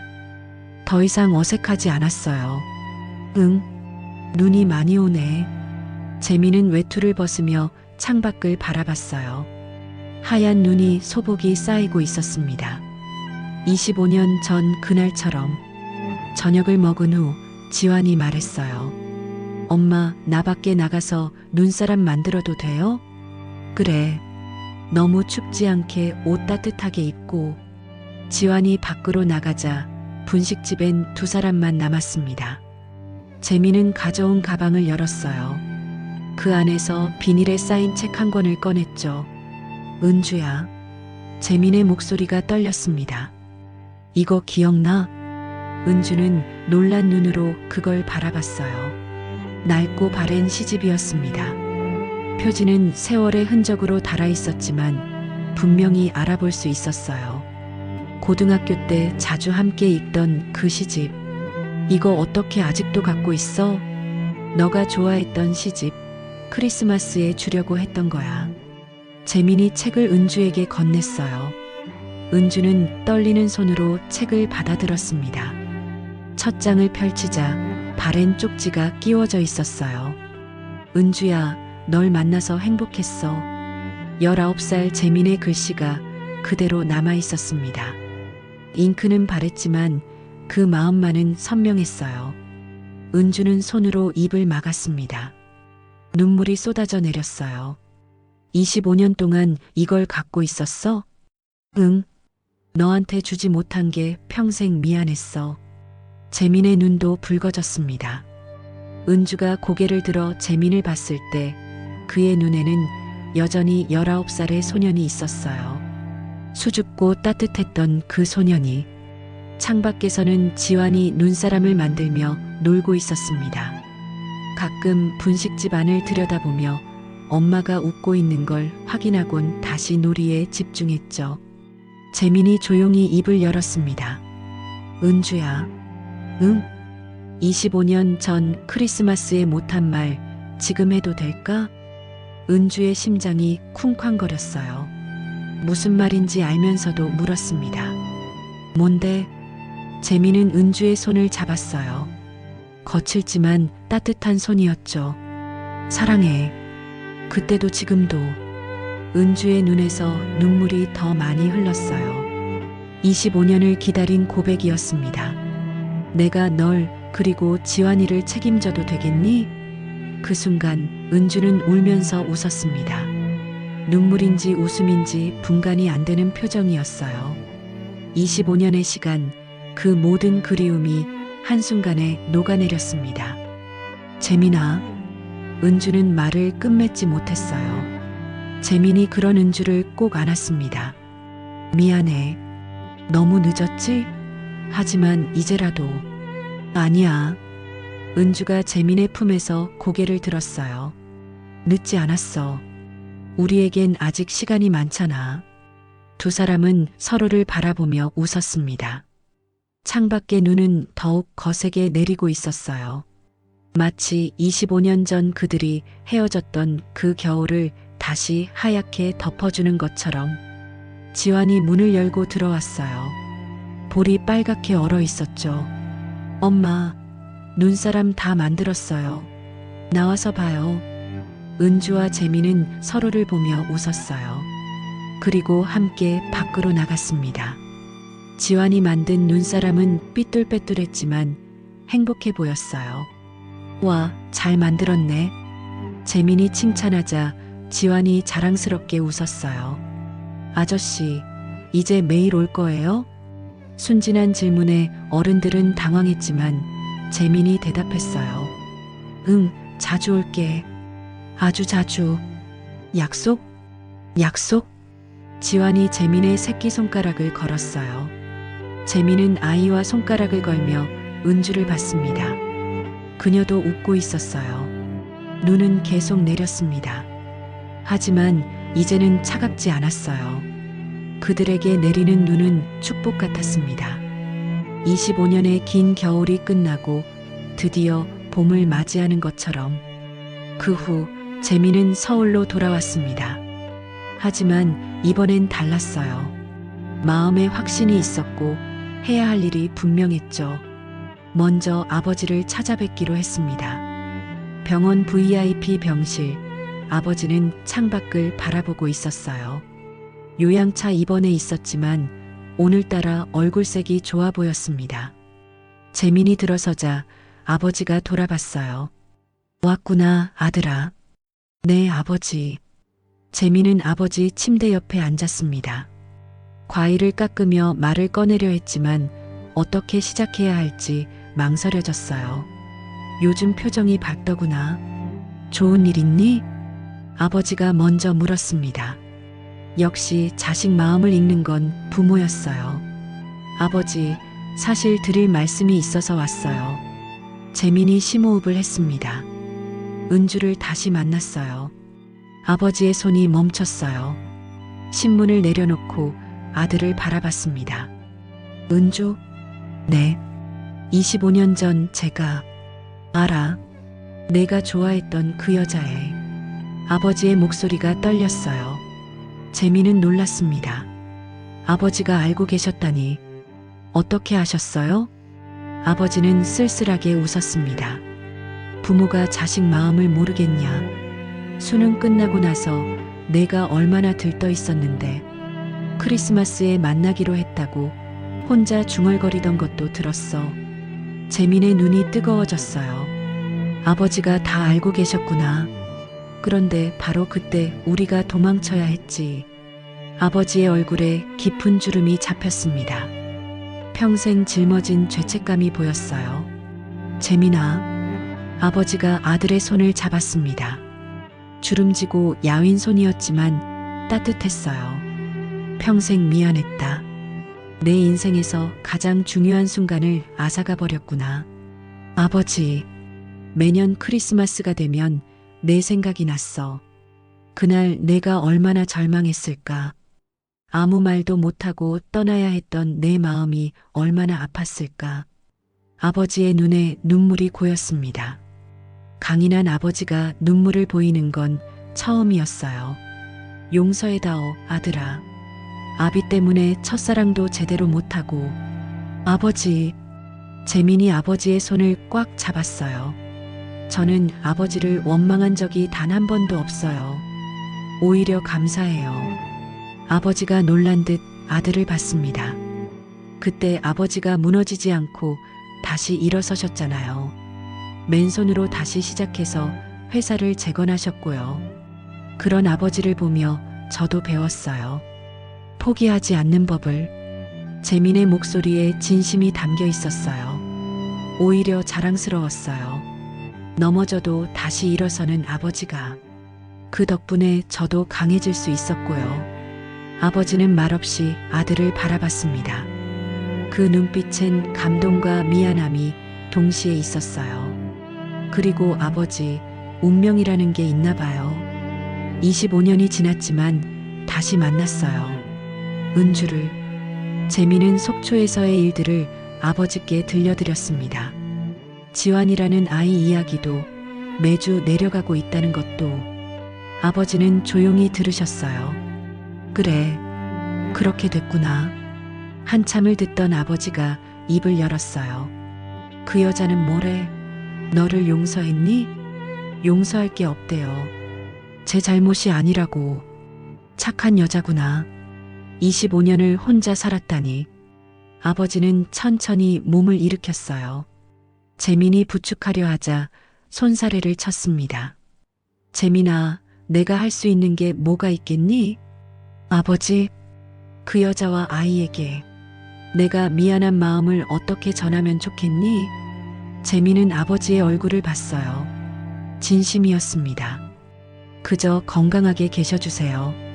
그리고 나중에 은주와 지환이를 가족으로 받아주신다면. 당연하지. 아버지가 힘주어 말했어요. 내 며느리고 내 손자가 될 사람들인데 당연히 받아들여야지. 그 말에 재민은 울컥했어요. 아버지의 따뜻한 마음이 느껴졌습니다. 두 사람은 서로를 바라보며 웃었습니다. 병실에 따뜻한 공기가 흘렀어요. 재민아, 네 아버지. 고맙다. 갑자기 왜 그러세요?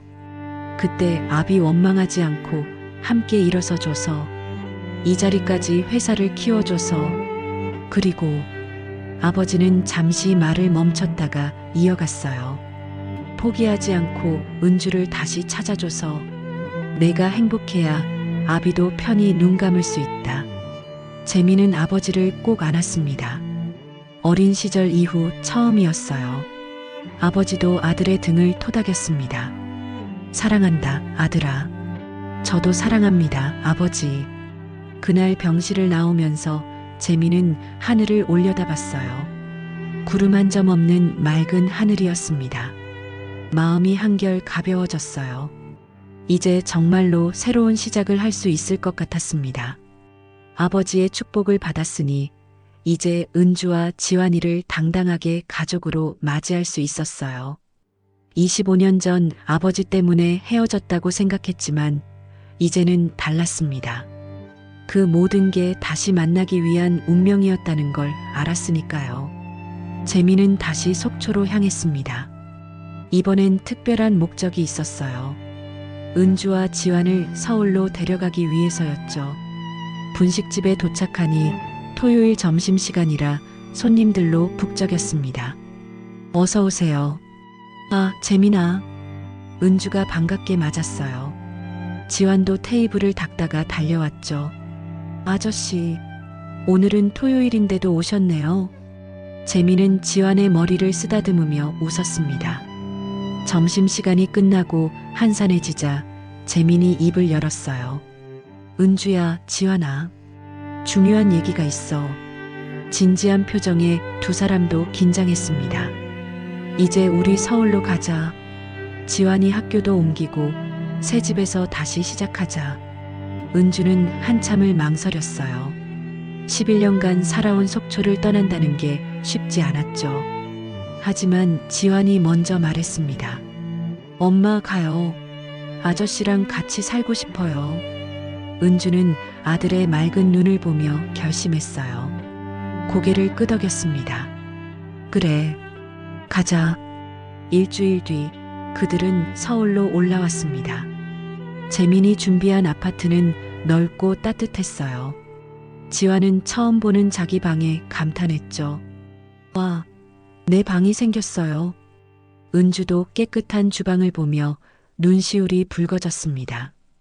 평생 좁은 곳에서만 살았는데 이런 곳에서 살 수 있다니. 재민아, 이건 너무 우리 집이야. 이제부터. 재민의 말에 은주는 더 이상 말을 잇지 못했어요. 며칠 뒤 재민의 부모님 댁을 방문했습니다. 강남의 큰 집이었어요. 은주는 긴장한 채 지환의 손을 꼭 잡고 있었죠.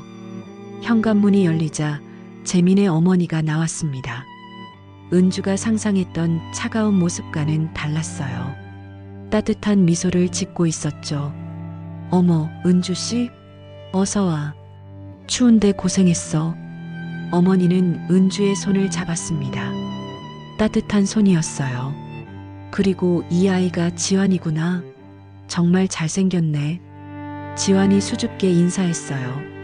안녕하세요. 서지환입니다. 아이고, 예쁘기도 해라. 어서 들어와. 거실로 들어가니 아버지가 휠체어를 타고 기다리고 있었습니다. 병원에서 외출을 나오신 거였어요. 어서 오게. 기다리고 있었네. 아버지의 목소리는 부드러웠습니다. 은주는 깊이 인사했어요. 안녕하세요. 서은주입니다. 그래, 고생 많았어. 우리 재민이가 얼마나 기다렸는지. 아버지는 잠시 말을 멈췄다가 이어갔어요. 미안했네. 25년 전 그날 우리 때문에 고생을 많이 했구먼. 아닙니다. 어쩔 수 없는 일이었잖아요. 은주가 대답하자 어머니가 은주의 어깨를 감쌌어요. 이제부터는 우리가 가족이야. 은주 씨가 고생한 만큼 우리가 잘해줄게. 은주는 그 말에 눈물이 났습니다. 평생 가족의 따뜻함을 모르고 살았는데 이제야 진짜 가족을 만난 것 같았어요. 그리고 지환아, 이리 와봐. 아버지가 지환을 불렀어요. 지환이 다가가자 주머니에서 뭔가를 꺼냈습니다. 오래된 만년필이었어요. 이건 할아버지가 젊을 때 쓰던 거야. 이제 너한테 주고 싶구나. 공부 열심히 해서 훌륭한 사람이 되렴. 감사합니다, 할아버지. 지환이 밝게 대답하자 모두가 웃었어요. 어색했던 분위기가 한순간에 따뜻해졌죠. 저녁 식사를 하며 어머니가 물었습니다. 은주 씨, 서울에서 뭐 하고 싶은 거 있어? 저는 사실 요리하는 게 좋아서요. 작은 식당이라도 하고 싶어요. 어머, 좋지. 우리 재민이가 맨날 밖에서 먹고 다니는데 은주 씨가 만든 음식 먹으면 좋겠네. 어머니의 격려에 은주는 용기를 얻었어요. 2달 뒤 은주와 재민은 작은 결혼식을 올렸습니다. 화려하지 않았지만 따뜻했어요. 재민의 직원들과 은주가 속초에서 친하게 지낸 분들이 참석했죠. 신부 입장. 웨딩드레스를 입은 은주가 지환의 손을 잡고 입장했습니다. 버질로드를 걸으며 은주는 눈물이 났어요. 꿈 같은 일이었죠. 은주야.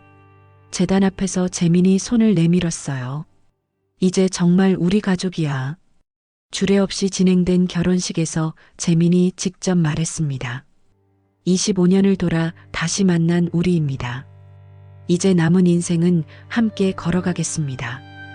은주도 떨리는 목소리로 답했어요. 오래 기다려줘서 고마워요. 이제 평생 함께 할게요. 지환이 2사람 사이에서 반지를 건넸습니다. 하객들의 따뜻한 박수 소리가 울려 퍼졌어요. 결혼 후 재민이 말했습니다. 은주야, 이제 일 안 해도 돼. 편히 쉬어. 하지만 은주는 고개를 저었어요. 아니야. 나는 일하고 싶어. 내가 좋아하는 일을 하면서 살고 싶어. 재민은 은주의 뜻을 존중했습니다. 그리고 함께 좋은 자리를 물색했죠. 서울의 한 조용한 주택가, 작은 가게를 계약했습니다. 바다와 당신이라는 간판을 달았어요. 속초의 바다를 그리워하는 마음과 재민에 대한 사랑을 담은 이름이었죠. 개업 첫날, 재민의 부모님이 가장 먼저 찾아왔습니다. 어머니가 큰 화분을 들고 오셨어요. 아버지도 휠체어를 타고 오셨죠. 된장찌개 하나 주게. 우리 며느리가 만든 걸로. 은주는 정성껏 음식을 준비했습니다. 시부모님이 맛있게 드시는 모습을 보며 행복했어요. 점심시간, 재민이 직원들과 함께 왔습니다. 여기가 우리 대표님 사모님 가게입니다. 많이 애용해 주세요. 직원들이 우르르 들어와 식사를 했어요. 은주는 바쁘지만 즐거웠습니다.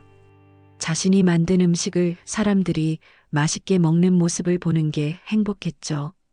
저녁이 되면 재민은 항상 식당으로 왔습니다. 퇴근 후 가장 먼저 들르는 곳이 아내의 가게였어요. 오늘은 어땠어? 응. 오늘 손님 많이 왔어. 입소문이 났나 봐. 2사람은 함께 가게를 정리하고 지환을 데리러 갔습니다. 지환은 서울의 학교에 잘 적응했어요. 특히 수학과 과학 성적이 뛰어났죠. 담임 선생님이 말씀하시길 지환이가 건축가가 되고 싶다고 하던데 충분히 가능할 것 같아요. 공간 지각력이 뛰어나요. 재민은 지환의 꿈을 적극 지원했습니다. 건축 관련 책도 사주고 주말엔 함께 건축물 탐방도 다녔어요.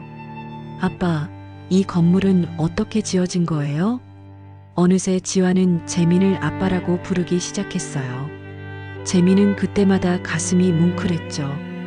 이건 철근 콘크리트 구조야. 보이지 않는 곳에 튼튼한 기초가 있어서 이렇게 높이 설 수 있는 거지. 우리 가족도 그런 것 같아요. 보이지 않는 사랑이 튼튼해서 행복한 거죠?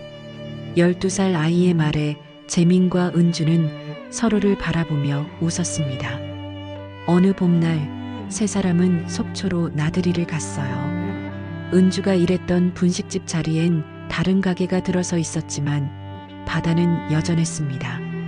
엄마, 여기서 살 때 힘들었어요? 지환이 물었어요. 힘들었지. 하지만 너 덕분에 행복했어. 은주가 아들의 어깨를 감싸며 말했죠. 그리고 이제는 더 행복해. 재민이 은주의 손을 잡았습니다. 세 사람은 나란히 해변을 걸었어요. 석양이 바다를 붉게 물들였습니다. 파도 소리가 평화롭게 들려왔죠. 지환이 앞서 뛰어가며 조개 껍질을 주었어요. 예전처럼 목걸이를 만들 거라고 했죠. 재민아, 응, 고마워. 다시 찾아줘서. 나도 고마워. 기다려줘서. 두 사람은 서로를 바라보며 미소 지었습니다. 그날 밤 서울로 돌아오는 차 안에서 지환이 잠들었어요. 은주는 백미러로 아들의 자는 모습을 보며 말했습니다. 행복해. 나도. 재민이 은주의 손을 잡았어요. 창밖으로 별이 빛나고 있었습니다. 25년 전 그들을 갈라놓았던 겨울은 완전히 끝났어요. 이제 그들 앞엔 따뜻한 봄날만이 펼쳐져 있었습니다. 바다와 당신, 그 작은 식당엔 매일 웃음꽃이 피었어요. 때론 재민의 부모님이, 때론 직원들이, 그리고 동네 주민들이 찾아왔죠. 은주의 손맛은 소문이 나서 멀리서도 찾아오는 손님이 생겼습니다. 지환은 무럭무럭 자라 중학생이 되었어요. 수학 올림피아드에서 상도 받고 건축 동아리 활동도 열심히 했죠. 부모님의 사랑 속에서 꿈을 키워가는 아이의 모습은 누가 봐도 행복해 보였습니다.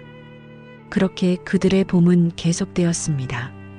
25년의 기다림 끝에 만난 사랑은 그 어느 것보다 깊고 따뜻했어요. 서로를 아끼고 의지하며 작지만 확실한 행복을 만들어갔죠. 이것이 재민과 은주 그리고 지환의 이야기입니다. 긴 겨울을 견디고 만난 봄의 이야기, 기다림의 끝에서 피어난 사랑의 이야기였습니다. 오늘의 이야기가 당신의 마음에 작은 울림을 드렸다면 앞으로도 당신의 나날에 잔잔한 위로가 될 이야기들로 찾아뵐 수 있도록 구독과 좋아요를 눌러주세요. 그리고 사연의 주인공을 위한 따뜻한 말씀도 댓글로 부탁드립니다. 당신의 오늘을 늘 응원합니다. 인생 나날이었습니다.